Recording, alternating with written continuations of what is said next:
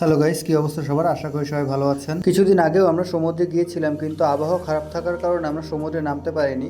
তাই আমরা সবাই প্ল্যানিং করলাম এই সপ্তাহের উইকেন্ডে আমরা আবারও সমুদ্রে যাব, কারণ এবার আবহাওয়া ভালো আছে। তাই আমরা চারজন দেরি না করে সকাল সকাল একটি গাড়ি নিয়ে বেরিয়ে পড়লাম সমুদ্রে যাওয়ার উদ্দেশ্যে। আজকের ওয়েদারটা খুবই ভালো ছিল।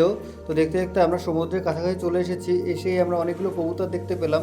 সবাই এসে প্রথমে কিছু খাওয়া দাওয়া করে নিলাম। খাওয়া দাওয়া করে সবাই আশপাশটা ঘুরে দেখছিলাম এবং বেশ কিছু ছবি তুলছিলাম। প্রচণ্ড রোদ ছিল, তাই আমরা ঠিক করেছি একটু রোদটা কমলে আমরা সমুদ্রে নামবো।